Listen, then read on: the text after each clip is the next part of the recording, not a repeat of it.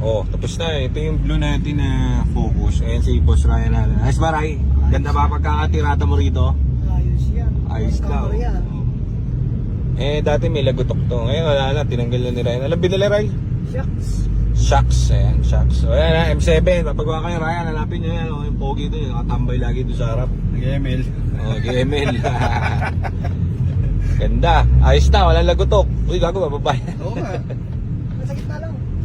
Pwede ba yan? Sige, oh, sige na. Anong Ryan naman yan. Yan. Thank you, Raya. Thank you, Boss Ryan. Nawala ang kalampag. So, okay na to kasi solved na to. Yung piniprepare namin. Kaso, ang isa pang issue nito, dahil alam nyo naman, honest ako sa inyo, walang nakailaw na ABS. Oh. Pero, naka-ABS yan. Loko-loko yung may-ari nito eh. Bubuhayin yan. So, bubuhayin natin yung ABS dahil bibili na tong unit, kailangan natin buhayin yung ABS. Kumbaga, nakapinatay dito, pero alam namin walang ABS to. So, may something to. So, dati pa naman to, hindi lang namin maasikaso dahil maraming pending sa shop. So, ngayong medyo nakakaluwag na, sold na agad to, may bumili na. 2.0 to, may sunroof to. Top of the line. Top of the line, baby. By Mark Yaki. So, Saan tayo ulit? sa bahay. Napaka smooth ba? Ano sabi mo? Matagal naman ng smooth to. Kasi may Sa ABS nga. may klok-klok, no? So, bumili na tayo, dumating na yung parts nating IC for the ABS nito. So, bubuhayin na natin yung ABS nito. Wala naman siyang issue. Naging issue niya lang dahil medyo naka-lower dito. Meron kami naririnig dun sa left side. So, pinapalitan namin yung shocks. Yun nga kay M7 Ryan. And tayo ay all goods na rito sa unit. Test drive proven na namin to Batangas, saka kung saan lugar. Wala itong kahit anong In-off-road natin dati. okay, no-proof natin dun sa ano. Baka kaya nagkaroon ng lagutok to dahil Kaya no, yan, kay Tita Sandra ba yan? yung malayo. Ano, sedan na Fiesta na 2012. Oo, naalala ko yung layo nun. SM Center Point guys, so pag gusto nyo ng libreng aircon dyan kayo. Parang may pupunta pa ba dyan? Parang wala naman masyado no? Daming tao dyan ngayon, maganda na dyan. Maganda na dyan, talaga. Iba na nga yung kalpari ng SM yun. Parang pandiinan na rin talaga yun. So at least tayo ay finish na rito. Sige, ampugin mo yan. Left right mo. Wala na. Smooth, baby. Kahapon sirain yung ginaganto. May lumalagotok. Ano to? Rack end yun. Nagpalit din kami ng rack end dito. So, everything good sa unit at wala na tayong intindihin. Actually, dati pa namin napalitan yung shift port nito at clutch.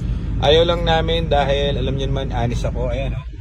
Ang hirap kaya bumuhay ng ganyan. Ano yan? Walang ABS yan pero pinatay yung ilaw. Loko talaga yung mga Diyan kami nahihirapan kasi sa gauge guys. Ang hirap magbuhay ng ilaw niyan. Hindi yan pinupundi. Pinoprogram yan. Ang hirap niyan. So, problema, wala ka namang ma-inquire na bumubuhay ng ilaw ng ganyan kahit na magawa natin yung ABS kasi hindi sila aamin eh. So, shout out dun sa mga pumapatay ng ilaw niyan. PM nyo ako, magpapabuhay ako ng ilaw dahil imbis patayin, aking bubuhayin. Di ba Mark? Yes. Tapos, i-replace ng bagong modules. Module. Si Mark na kung saan tiga balik-balik na dating nanghihigop ng lakas sa seminaryo. Wasak sa mga kaseminaryo ni Mark. Ganda ng driving nito. So, hindi ko alam kung sino bumili nito pero reserve na raw kay Nico to, no? Pwede ba kunin to? Ha? Kasi aking window naman. Okay lang, Santa Mesa naman. Sabihin mo lang kay Boy Calpario. Boy Calpario. Hindi ba kay Boy Bulusok? Huwag na si Boy Bulus. Ito guys, dito ako nakatira malapit. Saan ka bumibili ng gitara mo, di ba? Diyan ako, kita niyan. Ano pa naman nakaharana ka? Sa Lumanog, diyan ako dating bumibili ng aking gitara.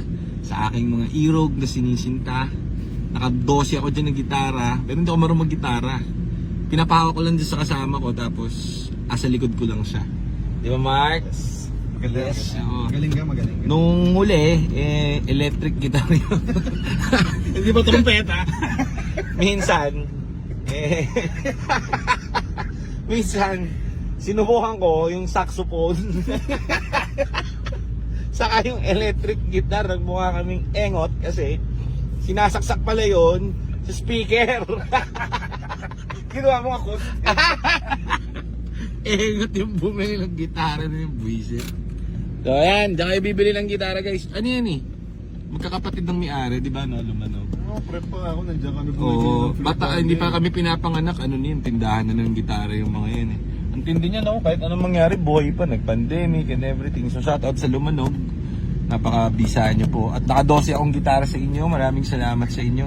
Pati yung buding, yung maliit. Nag-umpisa ako sa buding eh, yun, yung ganun yung maliit. Yung ukulele. Yung ukulele. Ba't puding? Buding tawag dun, tangi. Buding yun. So, yeah. Oh, may ads pa yung Lourdes Hospital eh. No? Parang na 2 beses ako na Lourdes Hospital. Oh. Oh, tama, may ads pa sila rito. Kaya nakakainganyan pumunta dyan minsan. Eh. Para. Hindi, puro ads eh. Yan oh, puro ads. So, parang, ba't di tayo pumunta sa Lourdes? Gusto Di nyo ba? magpahinga, punta lang kayo sa Lourdes. Gusto mo ng tahimik, makakasikasuhin ka, punta ka Lourdes. Ang isang araw, kasama ko si Gwen. Tapos, nahuli ako sa si Aljon ang nahuli, nagdadrive si Aljon, dito ako sa harap. O di, nahuli kami sa may Quezon Up. Ah, hindi, Quirino. Ano ba tawag doon? Commonwealth. Ba't kayo napadpad doon? Ano ba yung gagawin namin doon? Magpapa-lab result kami. O di, si Aljon, siya nagdadrive. Nag-waste kasi ako. Ngayon, si Loco pumasok na sa blue lane. Puta, pinagpapara kami ng MMDA. Tapos, Si Aldo na naman. pero alam ko na, kumbaga ginanong ko na, sabi ko, ay alam ko na to. Pinapara na kami ng lahat eh. Si Aljon, siyempre, baguhan driver. Tulala. Pagkatapos, sinabi ang, eto si Gwen, wala sa husyo. Hindi synchronize. Di binaba, kinausap ko yung MMDA, boss, emergency. Hindi makahinga tong kasama ko. Turo ko si Gwen. Nakairap sa akin. Sabi ko, di ba hindi ka makahinga? Eto, meron akong papel ng Lourdes oh. Sabi ng yung MMDA, boss, magkaima ang emergency sa magpapa-check up. Sabi ko, Huli kayo. hindi, syempre. Sabi ko, boss, emergency pa rin yan kasi nga, pupunta kaming ospital. Sabi ko, nakisuyo naman ako, sabi ko. Si Adjong, kabadong-kabado eh.